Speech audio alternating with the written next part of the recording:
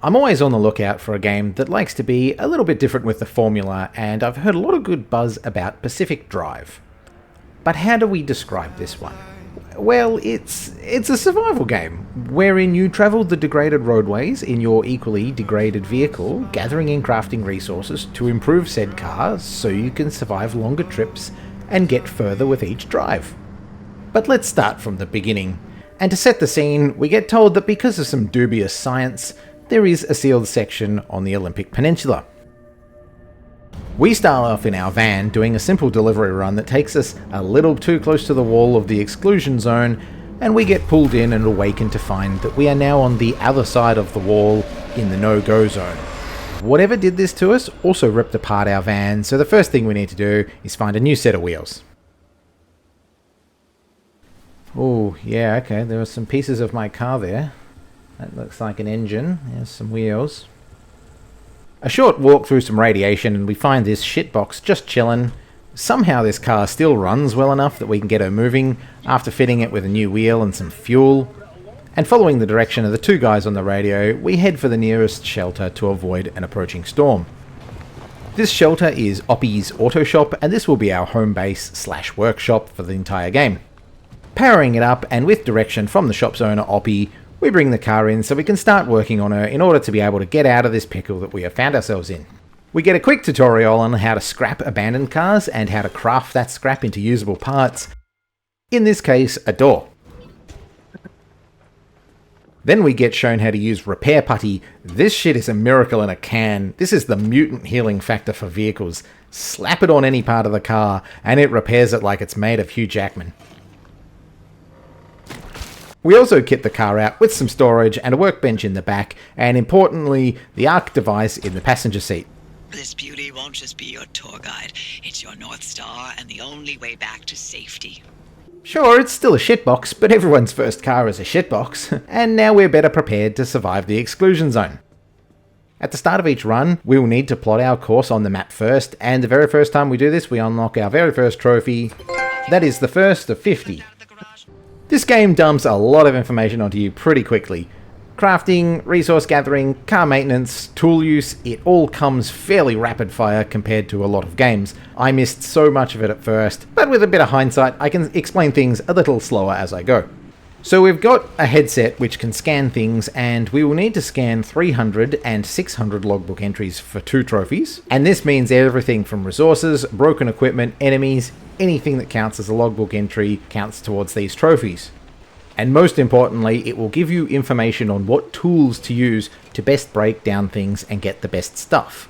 Certain items can only be broken down by certain tools, and depending on the tools you use, you might actually get a better or worse yield of scrap materials. And right here and now, we need to craft an impact hammer to crack this generator open and get that sweet, sweet plasma.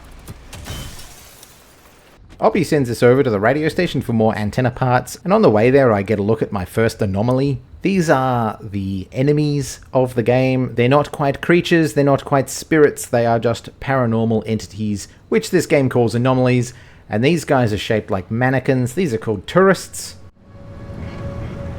I'm gonna run one over. Oh, it pops. Oh, that's not good. What a good defense mechanism. You can't kill the creepy dolls. Now we have the broadcast transmitter, we can head back to the garage. Time to get moving. The instability's ticking up by the second. But you can't get back the way you came. The instability makes all routes one way. The ARC device serves as both our GPS planner and as an energy collector of sorts. The Exclusion Zone is ravaged by instability storms, and if we spend too much time in any area, we will eventually be disintegrated by one. But there's also no way forward or backwards from this location, so we have to open up a gateway using this device, and that means charging it by gathering anchors. This is an anchor. We will just take this and place it into the ARC device, and this early on, all we need is one to open up a gateway. However, doing so will trigger an instability storm. So once it's open, we gotta rush to the gateway and get the hell out of Dodge before it's too late.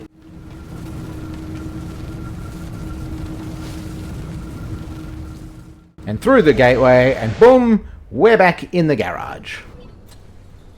Now we have all the ingredients for the antenna, we can open up access to the fabrication station. This is where we buy blueprints for anything and everything we need to craft, and there are several trophies tied to getting everything.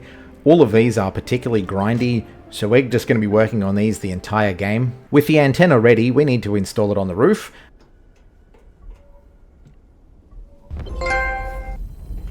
This allows us to plot longer runs into the zone, and after a few minutes it will come fully online, and since I've scanned at least things by now, investigate the zone will pop. Now after each and every run, it is a good idea to maintain the car, refueling, recharging, changing parts out, unloading and loading things from the storage. We need to do all of that. The game does help by giving you a very handy checklist to tick things off before venturing out again. This is very helpful in the beginning, and we also get a very helpful thing with the friendly dumpster, who will provide you with several mouthfuls of useful items every time we visit. After adding a few more missing panels to the car's starting to get into a little better shape than she was, and we can head out now for another run. The map here has opened up more pathways, and these are known as junctions, and we can select a route to avoid hazards, maximize resource collections, that sort of thing. Of course, I didn't know how to read the map properly. This is only my second run, so I just selected a spot and went out into it. This is where the roguelike nature of the game comes into play. Each time we travel out from the garage into the wild, the junctions and runs will be different. Different paths, resources, hazards, weather conditions, everything will be slightly different from the previous run. What may have been a safe path previously now may be unstable and dangerous on the next run. On my first few runs I was not following the story, instead mostly just exploring, learning the game, gathering resources. What I really wanted to do first was get enough to craft the Liberator tool, which allows me to pull panels and doors off cars, not just grind them down for scrap. And since this was the first blueprint I've crafted from the station, it unlocks patent pending. But that only unlocks the blueprint. I still have to actually craft the tool itself. Currently I don't have the resources for that, so we're going back out again. As you can see, this is a very dark game. It's very easy to wander around in the dark, but I was getting a generous supply of flares, so I may as well use them. I dropped one here and I didn't even realize it attracted an abductor anomaly, which counted as a distraction and unlocked sleight of hand. Oh, what's that for? Oh. The abductor is one of the more aggressive anomalies. It will try to drag your car around and cause you to crash. Generally speaking though, most anomalies are more nuisances than actual threats. Some will actively damage the car, and others will mess with the steering and electricals and just annoy you into crashing. It's only really when you get a cluster of multiple ones that it becomes a big issue.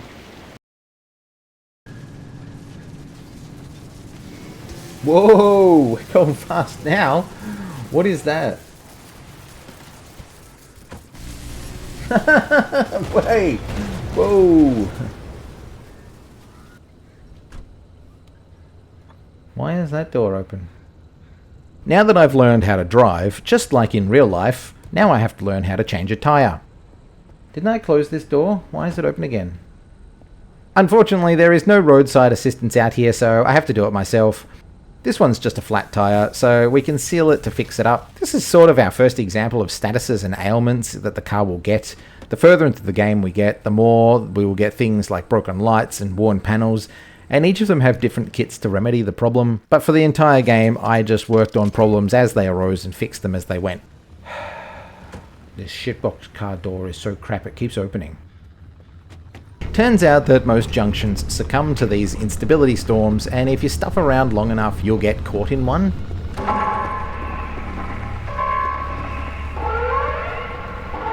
And this alarm is my first warning to get a wriggle on. I decided to ignore it and continue collecting stuff in a high radiation zone. But what I haven't noticed yet is that both my health and the car's health are starting to be affected by the instability. Oh, my health. Oh.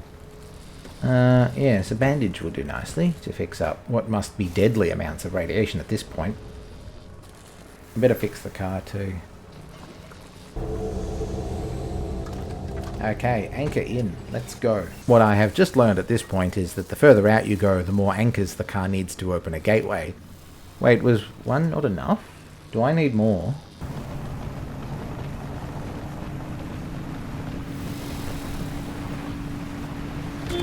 Oh, no, I didn't. Oh, goddamn.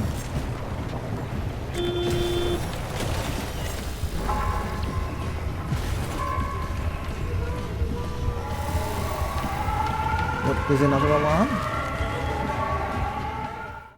Sky's looking red. I really need to get out of here.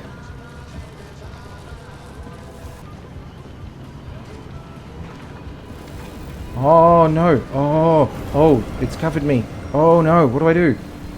I need another. Still need an anchor. Oh, my vision. Oh no. Oh, my vision's getting blurry. This is not good. Quick.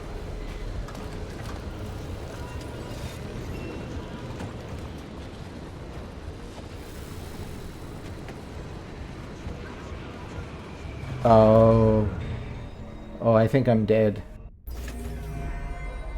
Oh, alright.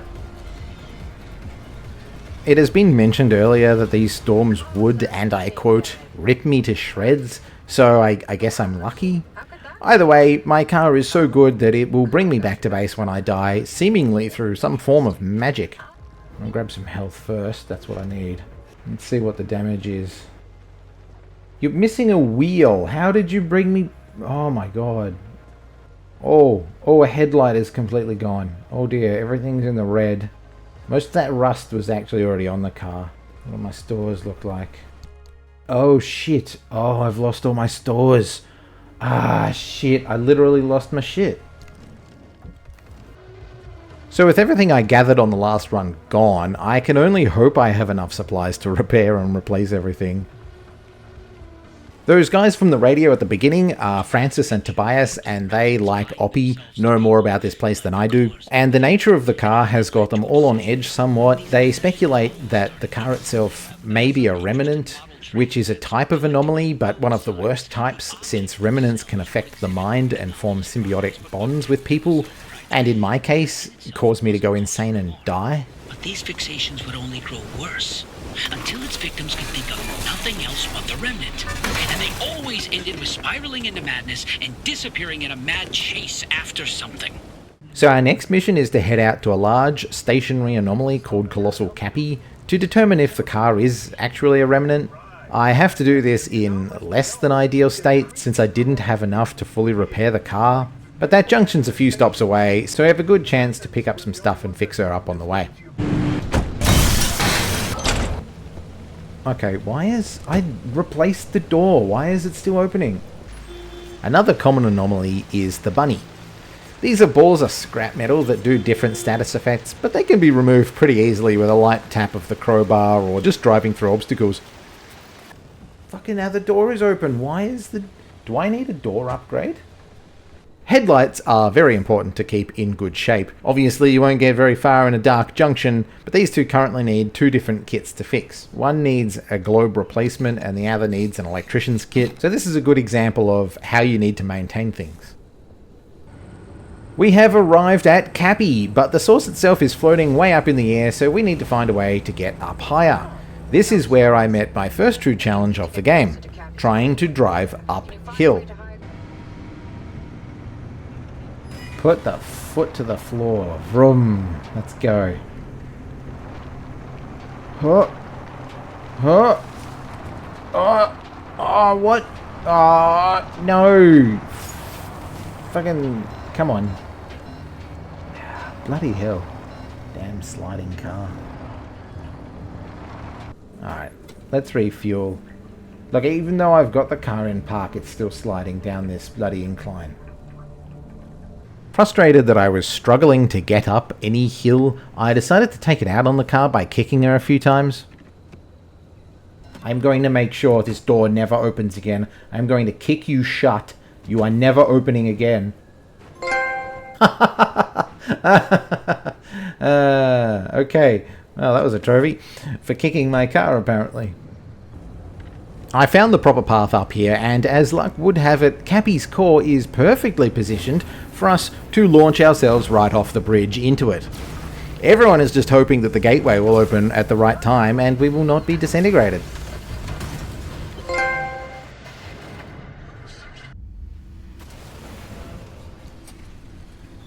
The good news is that we survived. The bad news is that, yeah, the car's gonna make me go crazy.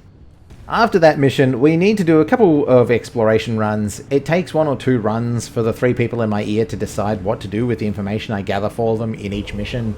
What they theorize now is that if I take the car all the way to ground zero in the deep zone, I may be able to reverse or remove the remnant from the car. To get there, first we need to find a path into and then through the mid zone. So the next few runs involve finding a map of the stable paths to take, and then activating the stabilizers themselves to be able to take these paths. Some highlights include popping another trophy. This was for fully recharging my battery from under 50% using only natural resources. I have no idea of how I got this. An abductor dragged me into the gateway. I don't think they can transfer power to me, but what's a trophy run without a random trophy popping for no apparent reason? And while linking the 3 stabilizers, I gunned the accelerator for the 20th time while the car was still in park.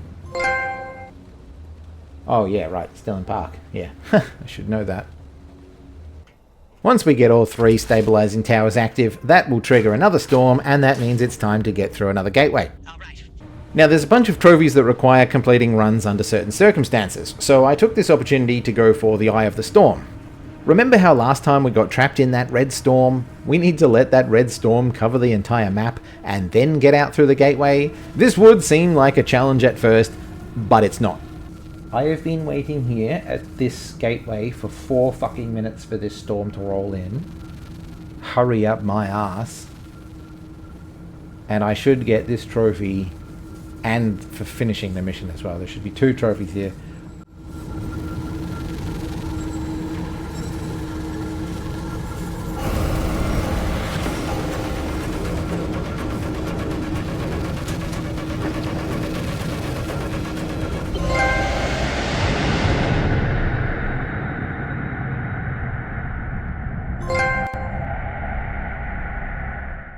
Now we can move into the second area of the game, the mid-zone. First we need a good route to take us there, and not every run is ideal, so while I was waiting for the right time, I got working on a couple of other things. I gave my rust bucket vehicle a bit of a makeover, now replacing most of the rusty parts with steel and giving her some sick flames to make her look cool. I have slowly started to add more things to the garage, and the matter deconstructor lets me break down old or broken things for scrap.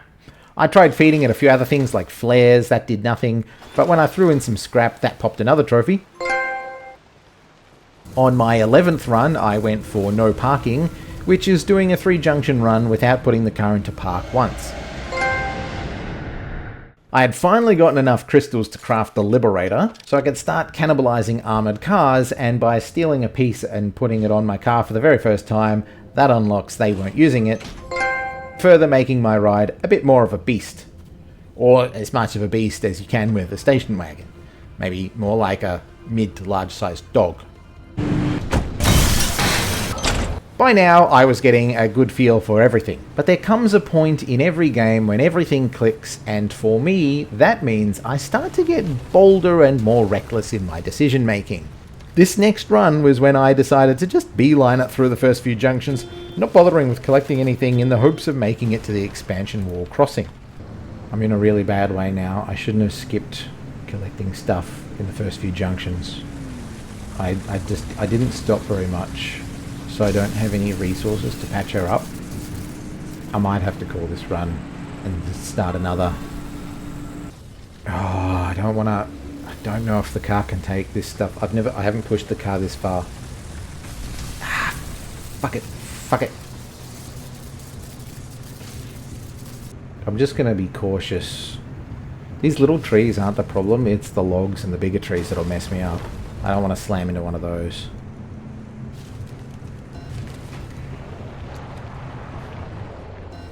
Really? What is the problem with this incline? That warning signal is the car bitching about going up a hill. I could get out and push the car up this hill. Okay. I've still got one light. The lights and wheels, that's all I need. The wheels are all good. Okay, I've got the front end into the green now. Now I'm low on fuel. But I think I should be okay. Last anchor. Let's go!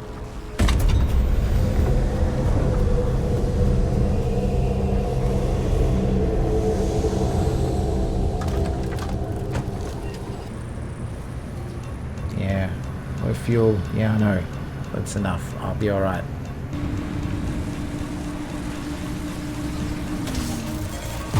Oh, why did I fucking do that? That was... Have I lost my fucking lights? I've lost my fucking lights. Ah, shit. Shit. I've lost my headlights. Shit. And I've got a flat tyre. Ah. I'm just gonna have to head for the beam. Oh, what the fuck? Oh, fucking creek bed. Fuck off. Okay, I'll go up. Ah, it's not gonna want to go up the hill.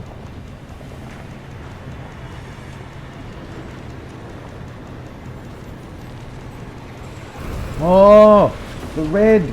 Oh, shit, that was quick. That came by real quick. Vehicle fuel empty. Great. What a fucking time.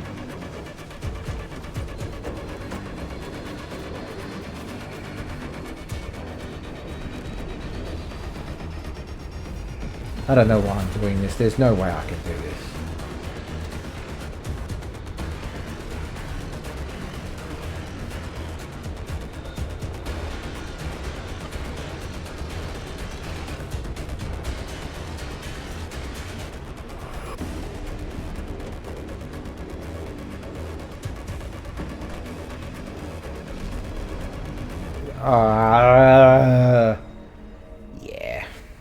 Yeah.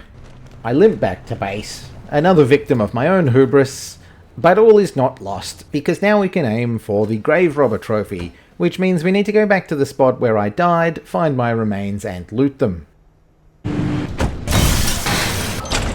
Since she was in a pretty sorry state after that, I've given the car some new gear. The off-road tyres are my favourite as they make me skid less in the dirt, and I can actually drive up an incline now. I've also started adding insulated plates to the front, mainly because I often don't stop in time for electrical anomalies or just sometimes drive through them. And I've started maintenancing the vehicle at the start of each junction before travelling into it proper, because that's just a good spot to just stop and reassess the damage. Red tombstone shows me where I died.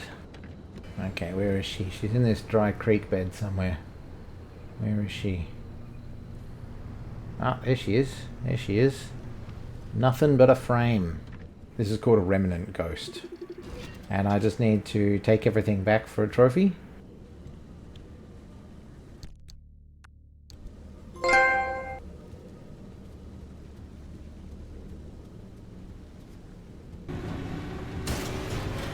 Oh, look at how much better she is at going up a hill. I love these new wheels. I do a lot of driving off-road, which might seem a bit wild, but I am aiming to knock down as many of these little saplings as possible for Lumberjack. We got to knock down 1,000, and it's best to start working on this one as early as possible. And on this run, I have passed through 4 junctions, and I have not lost or broken any part of the car, and that's going to unlock. It would take a miracle as I go through this gateway.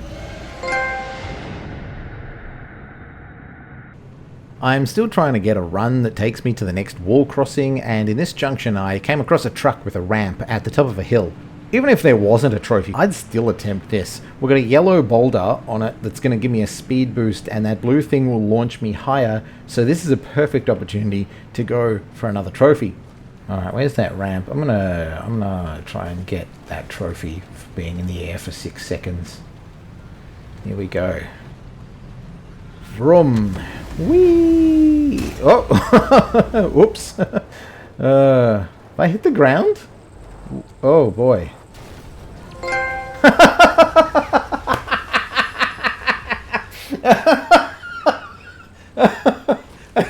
I think I'm upside down.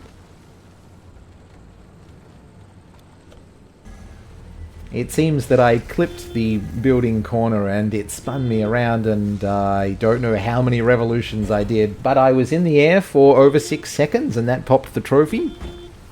And all things considered, she's not really in bad shape. Alright, now I've been buying blueprints and more upgrades, and this one counts as the 300th logbook entry. And I installed the Tinker Station. This is what we need to fix quirks. What are quirks?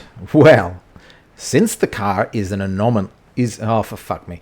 Well, since the car is an anomaly, oh my god. Since the car is an anomaly, it can develop strange glitches. A lot of these are things you would never notice, such as the horn going off when the radio changes channel. Others are more subtle, like, say, when the passenger side door opens all the time for no reason. And the Tinker Station is how we diagnose the problems. And it does take a bit of figuring out to properly work this stupid thing. We can see here that entering door opens when shifter toggles doesn't do anything, but shifter going into park right front door opens is the correct answer. And fixing our first one of these will unlock Car Whisperer.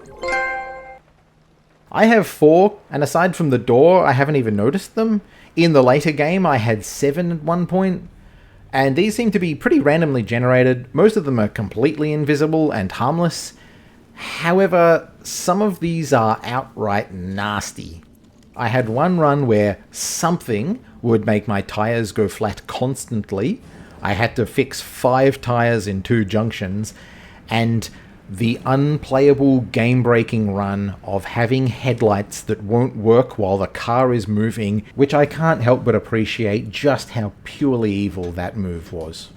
So it's always a good idea to check on these every few runs. Right, it has been 7 runs now since the last story mission. With the car now a lean and mean machine with more improvements, it's time to head to the mid-zone. I shoot through the first 3 junctions and make it to the expansion wall, which is the border for the outer and mid zones. We're going to drive up into this pipe.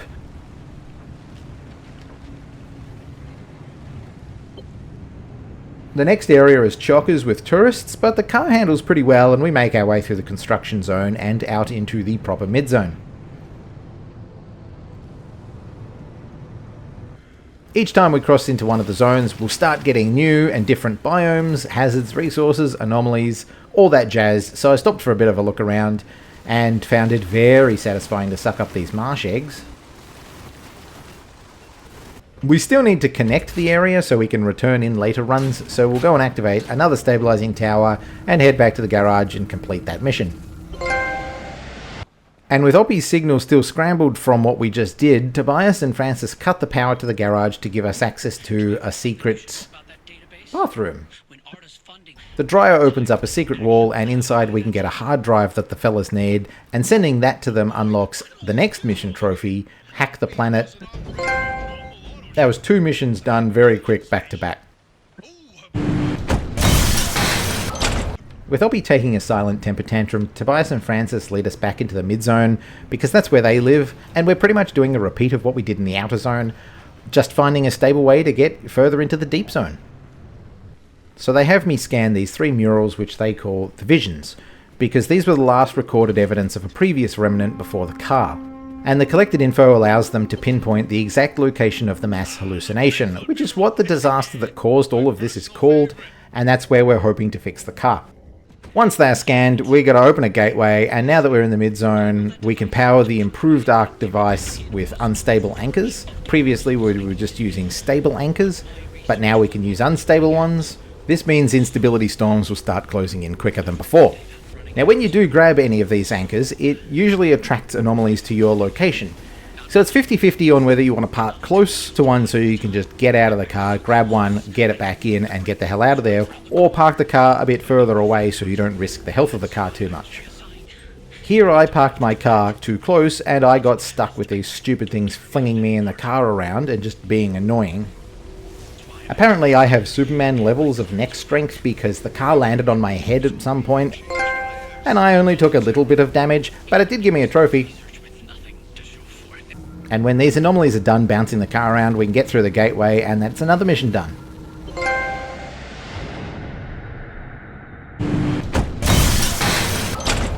Tobias wonders if we have much more time before we start going mad. I personally haven't noticed any difference. I mean, how could you tell? But there's nothing to do but stick with the missions for now. This biome is called the Scorch and comes with a lot more acid-based anomalies. This is pretty much the only time I ever used the wipers. Even when it rains, I just don't use the wipers at all, only when I get goo on the car. Still in the mid-zone, or back in the mid-zone, whatever we're doing, we're investigating the Red Meadow Research Facility now. Even though it is partially demolished, it's still a large enough structure for us to completely drive into, and we scan a bunch of computers for their research data, and we return to base to complete another mission. So with the data recovered from there, Oppie reckons that we can pass through the old wall using the quarantine checkpoints. But there are two problems with that. There's no power to the deep zone, and we will need a limb shield to get through, as the worst and most dangerous anomalies are wild in the area. So I've just smashed through a bunch of story missions, but we need to craft the shield, but before I can even do that, I need to upgrade the workbench first, so now we're back at doing some resource gathering runs. Had I not been zooming through the last few missions and collecting things, I may have been in a better position, but for now I just have a whole bunch of things to gather, including the unstable energy now that we have access to that. Some things are very common, others are a bit more specific, but we have access to more areas and longer runs, so this shouldn't take too long. The car is more of a tank now that I fitted her with armor. I don't know if it's because of the armor or the tires are off-road tires, they don't work as well on the roads, but I haven't been able to hit 88 miles an hour for another Back to the Future reference. This helpful abductor grabbed me and gave me a speed boost. And I found a good spot to get a missable trophy, Scientific Pursuit. Now that there are more anomalies around, I have better chance of scanning one when I open a gateway. I've been trying this one for a little bit and I swear they run away when the gateways are open. Back at base, I installed the advanced workbench. I'm still a little bit short of some of the things that I need for the shield, so I'm going to duck back out and do a couple more runs. Where do I put this thing? Where does it go? Oh, it's a replacement bumper. Okay. With the shield on, we are now safe to head out to the deep zone. I've upgraded my storage a bit. I've got plenty of resources and I've started carrying spare kits and other spare things in the back of the car, so I will stop if I need to, but now I can motor on through and hopefully not get stuck. As we get to the wall, and while Oppie is explaining the plan, I have travelled 100 miles now to pop another trophy. Now, as I mentioned before, getting the shield was just one of the problems. The other problem is that the deep zone has no power, but the Brains Trust has come up with the idea for me to use the car itself as an electrical conduit and connect the mid-zone power through a series of pylons. And that's what the goal is for this next mission. The idea is that connecting this circuit is going to have to be fast and accurate with no time of stuffing around, to use my shield to protect me and to make it to each terminal to stop and recharge for the next one. There are 5 of these to connect, so let's see how we do. There's our first one.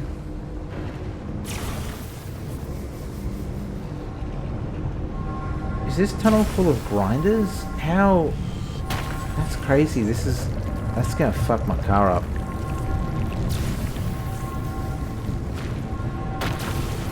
As long as the wheels stay together, I'll be okay.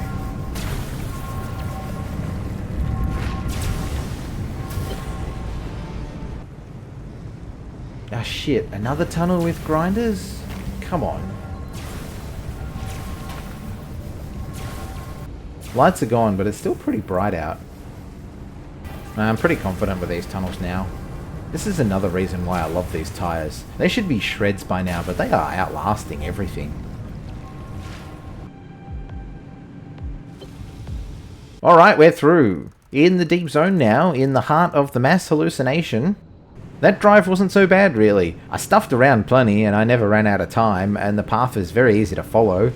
I completely forgot to use the shield, the thing I spent multiple runs on gathering shit for, so stuff you, Oppie, I can get through without it.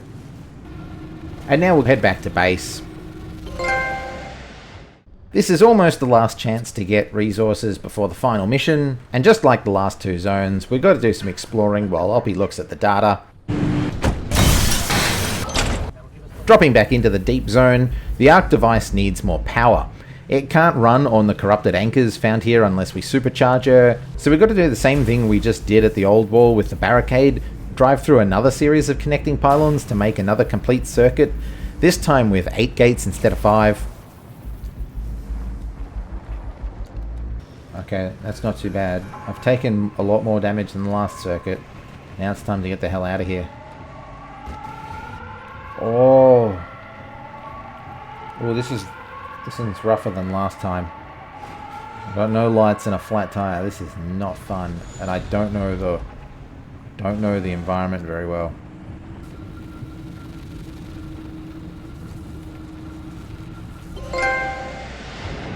Alright, time for the final mission. There will be free play after the credits, so we will return back to base, so there's no need to stress out about not having everything. Naturally, we will gear up before we set out, but there is a missable trophy we need to make sure we start this run with.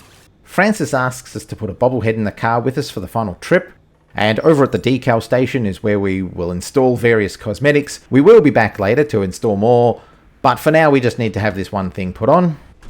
And at the end of this run, we'll unlock the final mission, the end of the road trophy, and we'll also get the trophy Streets Ahead for doing a 7 junction run. The only thing of note that I did along the way was I kicked a tourist for another trophy. Nothing personnel. So I think that's supposed to say nothing personal, but that says personnel. I think you got that one wrong, guys. There's the well. There we go.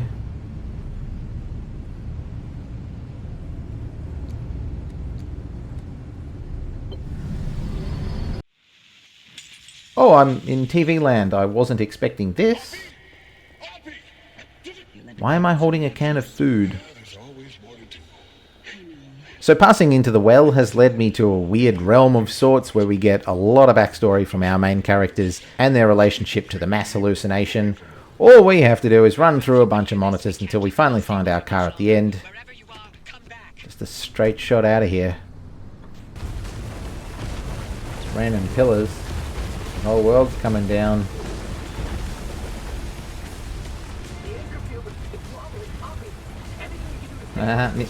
Missed me. Oh. Okay, well. You still technically missed me. Oh, why am I spinning out? This is going to be anticlimactic. Okay, oh, explodey ones.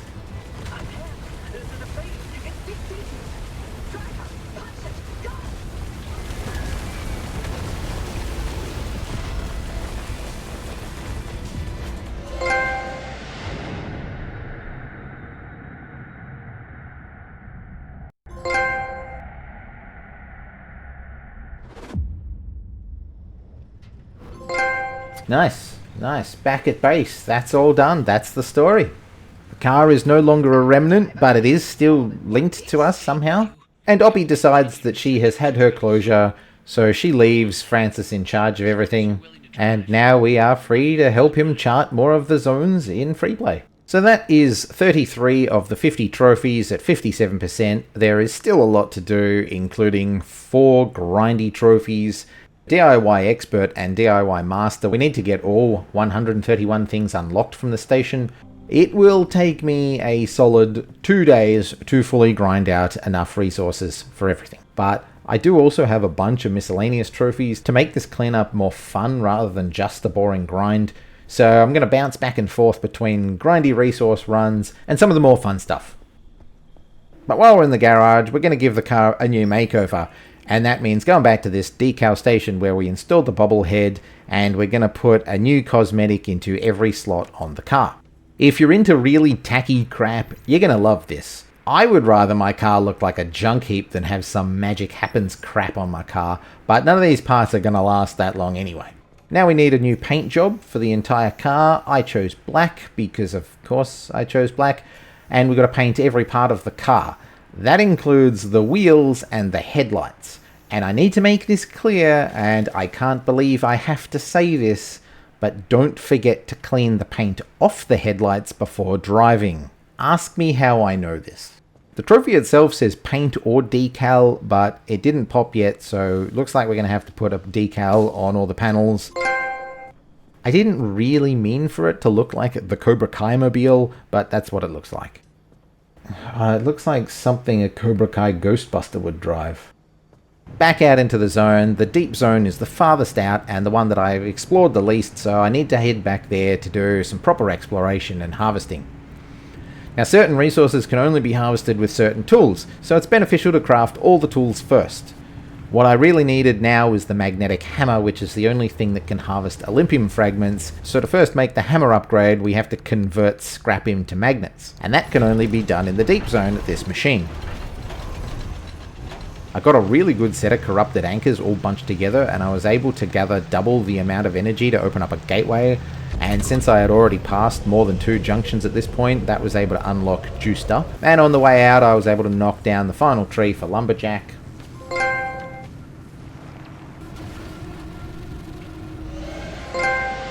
And returning back to the garage and putting our newfound resources to good use, I got about half of everything for DIY Expert. And with that I had unlocked plenty of side and roof storage, so I was able to fill 150 slots for Pack Rat. So all of that took me a couple of treks out to the deep zone, and they were starting to get a bit monotonous now, so it was time to change it up a little. So for this next run I was aiming to unlock Watch Out for Hop-Ons. The trophy states that we need to drive several miles with a bunny attached to the car, but I have no idea of how long several miles is supposed to be, and they will often just die and fall off by themselves or be dislodged when you hit something. So for this run I have to get in touch with my inner grandma and just drive slowly and cautiously. Oh, I've got a second one. That's semi-helpful. I can't really... it's not quite blocking my view, but it's kind of annoying. Vehicle protection compromised. Oh, okay, so they're starting to... They're slow to drain the health, but they are slowly turning things into the red. Yeah, see, that one just fell off. I have no idea why he fell off. The main one is still going strong, though. The one on my roof has been attached to me for a good 5 minutes. So several miles apparently translates as a really long fucking time. I have lapped this whole junction twice now, and this guy is still stuck to me. I haven't had a trophy pop yet. I've just crossed 10 minutes that this thing has been attached to me for. I hope getting out of the car didn't negate the trophy. There's the alarm. I'm really in the red now. It's very, very slowly sucking my car dry. I have a flat tyre. I'm going to have to make a decision soon. I don't know what's going on with this, but it's not popping. I'm just going to head to the exit, so when that storm arrives, I'll be ready to go. Oh, there it is. That was 12 minutes. 12 minutes that thing was stuck on me. Okay, that is several miles. Alright, I'm going to get the hell out of here and fix my car on the other side. Well, that was fun. Next up I want to tackle Fly Homeward, and I have no idea of how to make it through a gateway while airborne. Luckily the game has me covered with jump jacks. These are an installable item for the car, because apparently someone thought the car might need to jump at some point. All I had to do was install them in the back seat and activate them at the right moment. Right, here we go. We're going to try and jump into this gateway. I don't know how much air these will give me. I haven't really tested them. Yeah, there we go.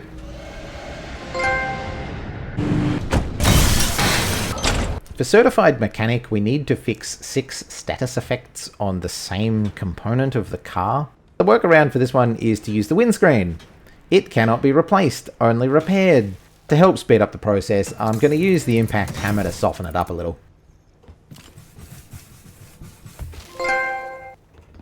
The next 2 trophies are a 2-parter. We're going to unlock them both at the same time, and that is to equip and install something in every slot of the car and to replace every original piece of the car. By now, every piece has since been replaced at least 3 times except the engine. That has stayed in very good condition actually, so for this I will swap it out for an electric one. It seems to be a bit buggy. It doesn't want to pop in the garage, so I took her out. Not popping. I'll take this one off.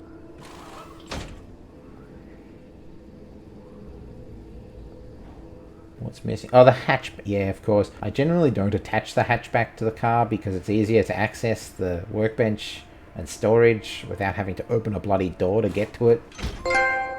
There we go.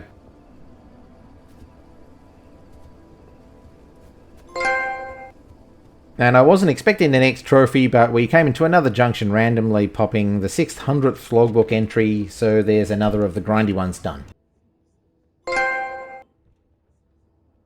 Now I installed the electric engine for a reason earlier, because now we want to attempt the running on empty trophy. This is for completing a 2-junction run with the fuel on low or empty the whole time, and the workaround to that is just to run the car completely empty and then convert it to electric. That way you can run it as much as you want, and the fuel will always stay low.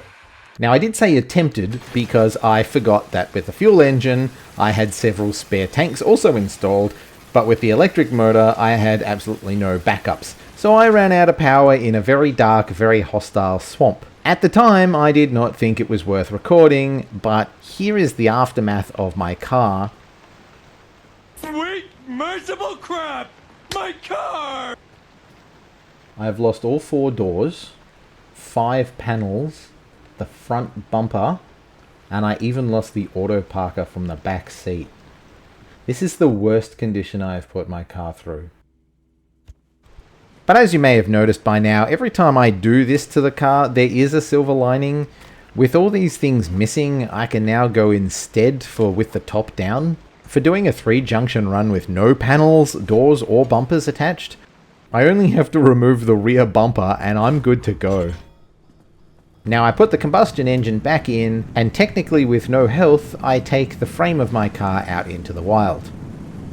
I'm just going to beeline it right for the exit for these runs. Damn, she moves fast and she's not weighed down by lead and armor plates. Why am I so low on health? Oh right, everything I hit damages me because the car isn't protecting me anymore. Ah. I'm so used to hitting trees and now I need to avoid them.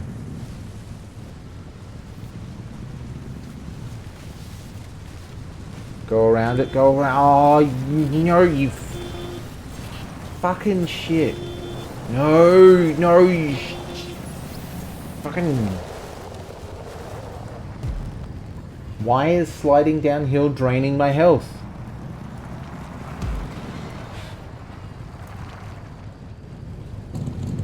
Damn, that engine's running loud. Sounds like I'm running on diesel. I have a healing bunny. I appreciate the help, but there's nothing to heal, mate. Nah, I gotta check this out. Give it a tap. She's all better now. I don't think I fully appreciated how well the car protects me until now. My car has decided that it has had enough of me. Okay. Well, bye.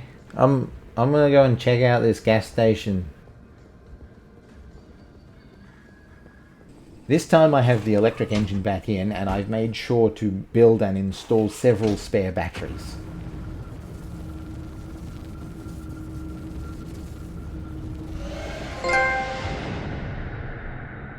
The last 2 grindy trophies kind of pull a bit of a dick move. Garage Barrage is to upgrade the auto shop to its prime, and it popped with 2 things still left to unlock. And DIY Master says not everything, but quite a lot, which means in actuality about 98% of everything. Why not just make it everything?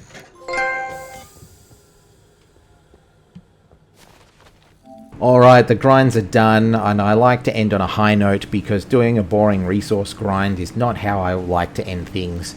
So what I need to do is get electrical damage, acid damage, and physical damage in the space of 1 minute. So we need to find a junction that has both acid and electricity damage. And it seems almost funny that I haven't unlocked this one even by accident. Yep, that one there's got shock and acid in it. That's good. Shock and acid are pretty easy to get. We're just going to walk into 2 enemies. But to get physical damage, I'm going to have to slam my head in the door of the car. Now, regular doors don't do damage when you slam on them, but the hatchback will. So we'll whack that on. Bonk. There it is. Not as funny when you do it in real life. Zap.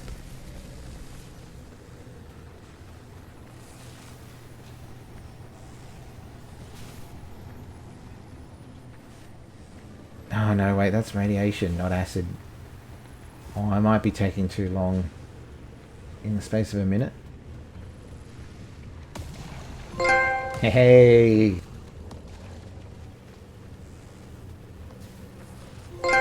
And that's Platt. And my health is really, really bad.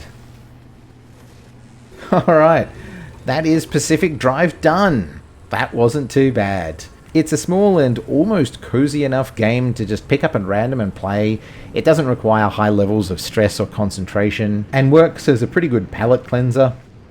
It's very much on the lighter end of the spectrum for roguelites, but the concept of having a vehicle with interchangeable parts is something that I think works pretty well, and I don't see it very often. The driving controls are really top-notch. The car handles really smoothly, it is never clunky, even when it has damage, and more importantly, you can feel it. When the car has a flat tyre, you can feel the flat tyre. It's subtle, but this might be the closest thing to actually driving a real car. And it has a lot of fun miscellaneous trophies, not just the standard box ticking ones that can get a bit bland, but some actually fun ones. But definitely a recommendation when you've got nothing else to do. And with that, I'm going to leave it here. If you've made it this far, thanks for watching. If you want to see more survival games with my stupid voice, click up here. Or if you prefer the taste of roguelikes, try out this one. But whatever you do, don't forget to check behind the waterfall.